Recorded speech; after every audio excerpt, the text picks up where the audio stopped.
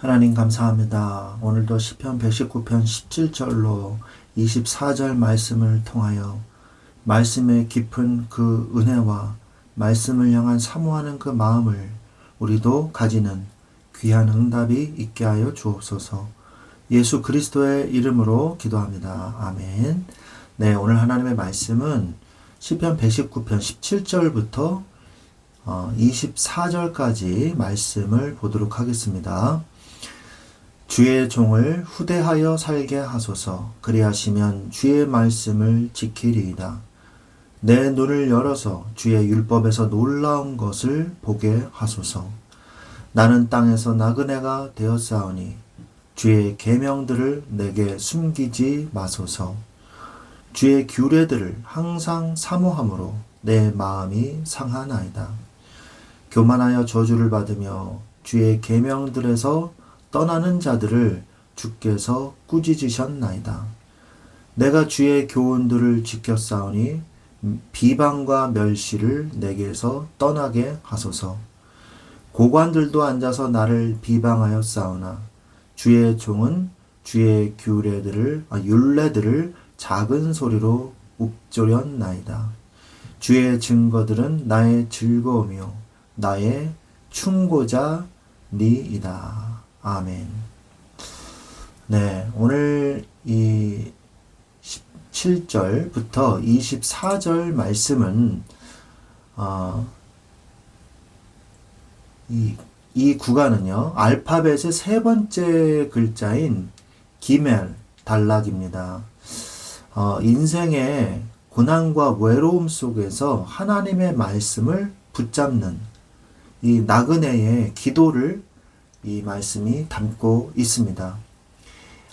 이 기멜 단락은요, 중요한 핵심 세 가지 포인트가 있습니다. 뭐냐? 첫 번째가 나그네의 길을 걷는 이의 기도예요.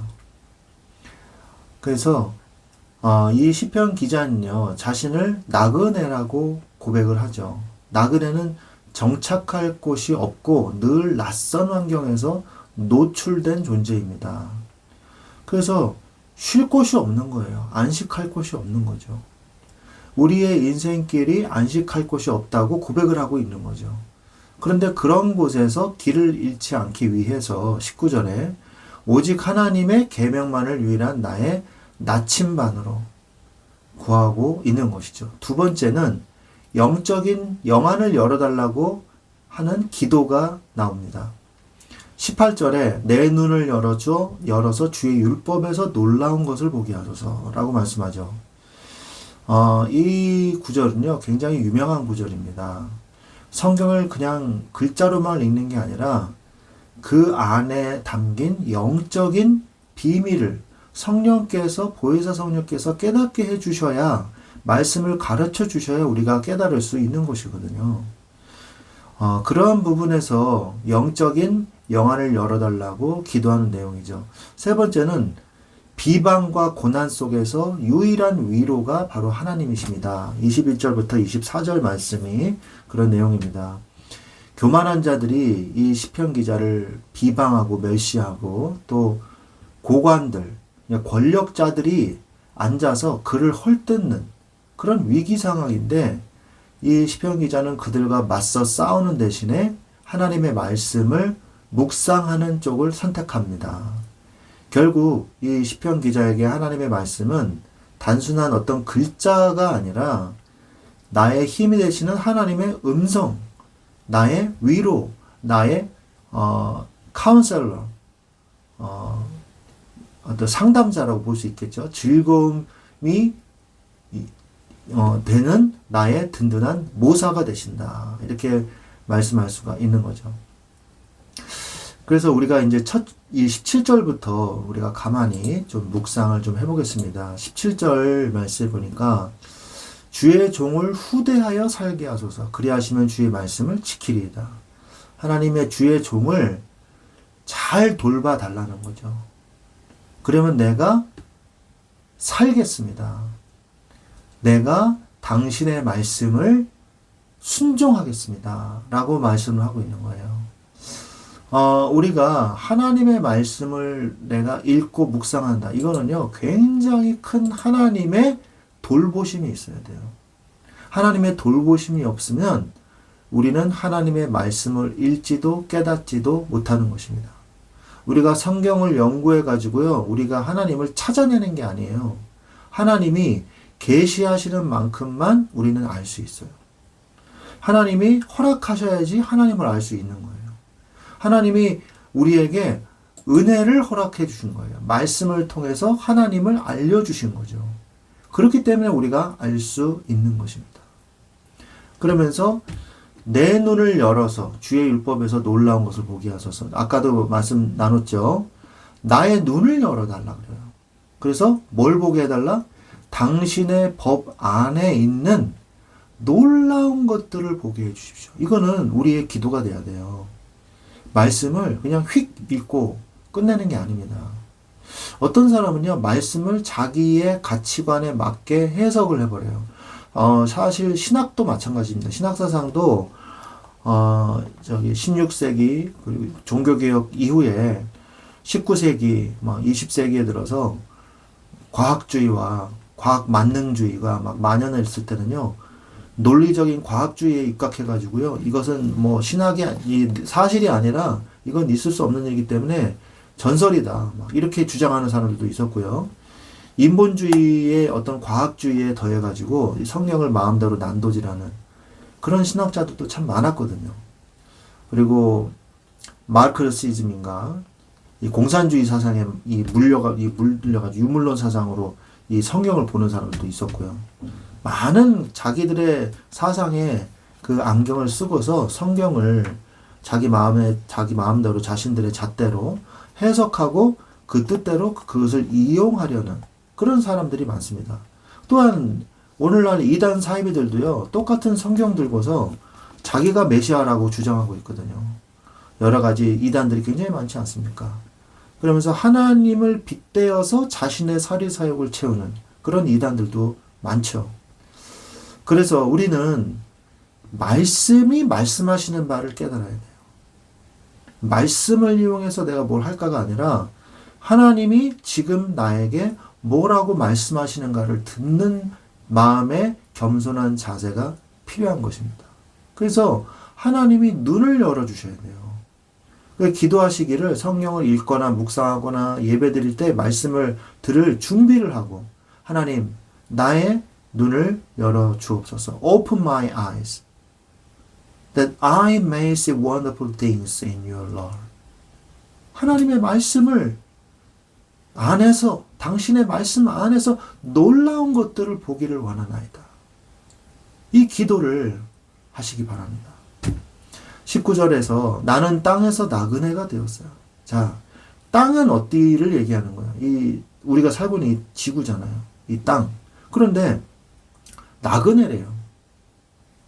성경에 보면요, 나그네에 대한 개념이 있고, 그 다음에 이 땅을 물려받는 이 정착하는 자의 어떤 개념이 있습니다. 이 땅을 정착하는 개념, 그건 주로 어디서 나오냐면 가나안 땅 정복에서 나오는 거죠. 가나안 땅을 늘 얘기하고 약속의 땅이라고 그렇게 얘기를 하잖아요. 왜 그렇게 얘기를 하냐? 가나안 땅이 하나님의 유업이기 때문입니다. 왜 하나님의 유업입니까? 이 땅의 개념은요, 유대인들에게 있어서, 이스라엘 사람들에 있어서 굉장히 중요한 개념이에요. 이들은 토지가 개인의 사유 개념이 없습니다. 다른 민족들과 달라요. 다른 그 주위의 민족들과는 다른 땅의 개념을 가지고 있어요.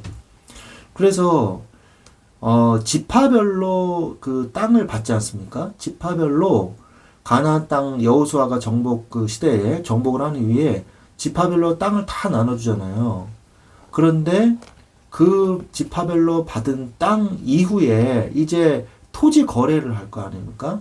농사를 짓기 위해서 돈을 주고 사잖아요. 그러나 이 땅이요, 돈을 주고 사면 영원히 자기 거가 되는 게 아니에요. 희년이 되면 다시 돌려줘야 됩니다. 아무런 조건 없이 돌려줘야 돼요.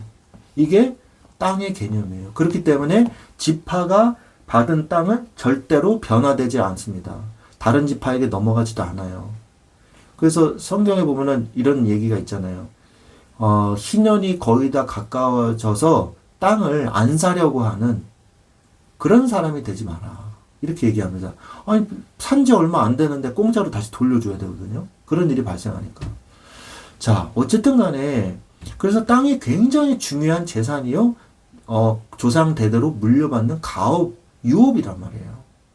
그리고 이런 개념이 없는 이세벨은요, 아합이 성 근처에, 자기 궁궐 근처에 땅을 사다가 채소밭을 만들려고 하는데 이 사람이 안 판다 그러잖아요.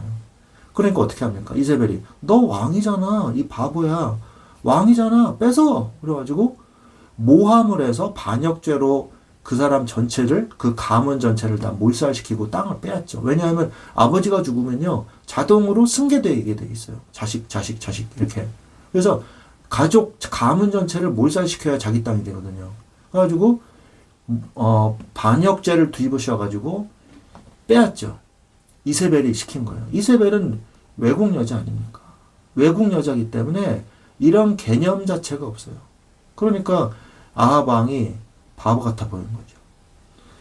어쨌든 간에 이 땅의 유업이라는 그런 개념이 있어요. 그것은 결국 뭐냐? 그것은 결국 예수 그리스도께서 오실 메시아 땅을 얘기하는 겁니다. 자, 그런데 이제 반대의 개념이 있어요. 오늘 말씀에 나오는데 나는 땅에서 나그네가 되었다 그래요. 아니, 하나님이 다 땅을 줬는데 갑자기 나그네가 됐대요. 이것은 또 나그네라는 개념이요. 두 가지로 우리가 볼 수 있어요. 이스라엘이 멸망하고 유다 왕국이 멸망하지 않았습니까? 이 시편은요, 그 유다에서 멸망한 이후에 포로된 자들이 다시 해방돼가지고 돌아온 그 이후에 쓰여진 시라고 우리가 볼 수가 있단 말이에요. 자, 그러면 나그네 같은 인생이에요. 이제 약소국가가 되고 강대국의 눈치를 봐야만 하는, 실제로는 자기들 땅이 아니죠. 자기들이 살고 다스리고 움직이고 있지만 실제 주인은 강대국의 땅인 거예요. 그냥 가서 살아라 이렇게 된 거지. 로마 이 제국 시대 때에도 그들의 속국이지 자기 나라가 아니거든요. 로마 총독이 다스리고 있지 않았습니까? 나그네가 돼버린 거예요. 그리고 또한 영적인 나그네의 이야기를 하고 있는 것입니다. 영적인 나그네 같은 거. 이 땅에서 희망이 없구나. 내가 이 땅에서 살아갈 희망이 없구나. 하나님이 내게 은혜를 주셔야 되는구나. 우리는 영적 나그네죠. 인생의 영적 나그네. 우리의 진짜 땅은 어디 있어요? 천국이죠. 우리가 예수 그리스도로 말미암아 하나님의 나라가 우리의 분향인 것입니다. 자, 그래서 나는 땅에서 나그네가 되었사오니. 자, 나그네라고 우리가 표현하고 있지만 낯선 사람이 되어버렸다는 거예요. I am a stranger on earth 이렇게 나오거든요. 낯선 자가 됐어요. 이 땅에서의 이 삶의 방식이 낯설어. 이 땅에서의 세상에서의 이 적자 생존, 약육강식의 이러한 엄청난 경쟁과 스트레스와 고통에 이러한 삶을 사는 게 너무 힘들어. 나에게는 너무 낯설어요. 그러나 주의 계명들을 내게 숨기지 마소서. 내가 하나님의 말씀대로 사는 것은 너무나 즐겁고 좋은 거예요. 그래서 주의 계명을 나한테서 숨기지 마시옵소서. 나는 하나님의 백성이기에 하나님의 말씀을 듣고 하나님의 뜻대로 사는 것이 나에게는 더 익숙하고 더 좋습니다. 여러분은 어떤 삶이 더 익숙합니까? 예배드리는 삶이 익숙하십니까? 주일날 교회 중심의, 예배 중심의 삶을 사는 것이 여러분에게 익숙한 삶인가요? 여러분을 돌아보십시오. 자, 그러면서 주의 규례들을 항상 사모함으로 내 마음이 상하나이다. 이게 무슨 말이에요? 규례들을 사모하는데 왜 내 마음이 상하죠? 이 성경에 어떤 내용이냐면 나의 영혼이 아주 그냥 너무 갈망한다는 거예요. 너무 갈망합니다. 뭘 갈망해요? 당신의 말씀을. 언제 갈망한다는 거예요? 항상, all times. 항상 내가 말씀이 너무너무 갈급한 자예요. 심령이 가난한 자는 복이 있나니. 이 말씀하고 있지 않습니까? 여러분은 말씀은 안 읽으면요, 괴로운 후에 그게 복이에요. 축복이에요. 말씀을 읽었을 때 행복하다는 거거든요. 여러분, 영적인 생활, 하나님의 말씀을 내가 곁에 두지 않는 생활, 내가 말씀이 멀리 가 있는 생활 할 때 내가 괴롭고 힘든 갈급한 마음이 느껴져야 돼요. 우리가 물을 안 마시면 목마름을, 갈증을 느끼듯이. 여러분, 영적 갈증이 있습니까? 그런 마음이 있어야 돼요. 그 애들을 갈증하는, 그래서 내 마음이 너무 힘듭니다. 내가 당신의 말씀을 너무 갈구하고 있기 때문에 내 마음이 너무 힘들어요. 이런 말입니다. 21절에 교만하여 저주를 받으며 주의 계명들에게서 떠나는 자들을 주께서 근데 꾸짖으셨나이다. 근데 이번에는 반대의 사람들이 나오죠. 하나님이 꾸짖는 사람들이 나와요. 그 사람들은 어떤 사람들이냐? 말씀이 없어도 살 수 있는 사람들. 말씀이 없어도 살 수 있다 그러니까 좀 이상한데요. 말씀을 없이 인생의 말씀이라는 게 없어요. 그들에게는. 없이 그냥 어떻게 살아요? 그러면 타락하면서 살고 멸망으로 가는데 멸망으로 가는 걸 모르는 거예요. 그래서 자기 인생을 자기 마음대로 사는 것 같지만 이 죄와 사망의 법에 갇혀서 마귀가 끌고 가는 대로 멸망으로 가는 사람들을 얘기하는 거예요. 그 사람들을 하나님이 꾸짖으셨다 이 말이에요. 꾸짖었다는 말은요, 하나님이 축복하신 거예요. 꾸짖어야죠. 그냥 내버려두면요, 그래 가서 잘 죽어라 이 말이거든요. 22절에 내가 주의 교훈들을 지켰사오니 비방과 멸시를 내게서 떠나게 하소서. 그들이 비방하고 멸시하는 거예요. 이 악인의 행동을 하는 거예요. 악인의 행동을 하는 거예요. 악인의 행동을 해서 악인이 되는 게 아니라 악인이기 때문에 악인의 행동을 하는 거예요. 고관들까지도. 이 주변의 환경이 다 나를 도와주지 않아. 말씀을 내가 붙잡고 내가 말씀을 묵상하고 말씀을 사랑할 수 있는 환경과 배경이 안 돼. 여러분 그때 어떻게 할 겁니까? 포기할 겁니까? 그때 여러분은 어떻게 해야 돼요? 주의 종은 주의 율례들을 작은 소리로 읊조렸나이다. 여러분만의 천국을 만드세요. 작은 소리로 주의 말씀을 다 기도하면서 묵상하면서 묵상해 보기도 하고 암송해 보기도 하고 다시 한번 읽고 또 읽고 또 읽고 또 읽고 또 읽고 계속 또 읽으면요, 깊이가 달라져요. 말씀 파고 또 파도 또 나옵니다. 샘솟듯 나와요. 하나님의 그 깨달음과 그 은혜가. 여러분 앞에 어려움이 왔을 때 말씀 앞에 서십시오. 그리고 주의 말씀을 묵상하며 답을 찾으십시오. 성령께서 깨닫게 하실 것입니다. 마지막으로 주의 증거들은 나의 즐거움이요 나의 충고자입니다. They are my counselors. Your statutes are my delight. Delight, they are my counselors. 여러분들이 나의 즐거움, 여러분의 진짜 즐거움은 어디서 나옵니까? 여러분의 진짜 즐거움 뭡니까? 뭐 할 때 제일 즐겁습니까? 어떤 사람은 TV 볼 때, 어떤 사람은 뭐 게임할 때, 어떤 아이들은, 어떤 사람은 사람들을 만나서 즐겁게 술 마시면서 놀 때, 내가 여행을 갔을 때, 스트레스를 푼다, 여러분, 진짜 은혜는요, 여러분의 모든 걸 다 초월하게 만듭니다. 그래서, 말씀이 여러분의 최고의 즐거움, 말씀이 나의 최고의 해답, 이렇게 되시기를 바랍니다. 말씀은 여러분의 즐거움이요, 여러분의 상담자이십니다. 오늘도 이 말씀을 사모하면서 주의 율례의 말씀으로 늘 갈구하는 마음을 가지면서 나그네와 같은 내 인생 속에서 하나님의 말씀을 붙잡고 주의 말씀을 따라가는, 주의 이 계명들을 지키는 것을 즐거워하면서 살아가는 그러한 인생이 되시기를 예수 그리스도의 이름으로 축원드립니다. 아멘.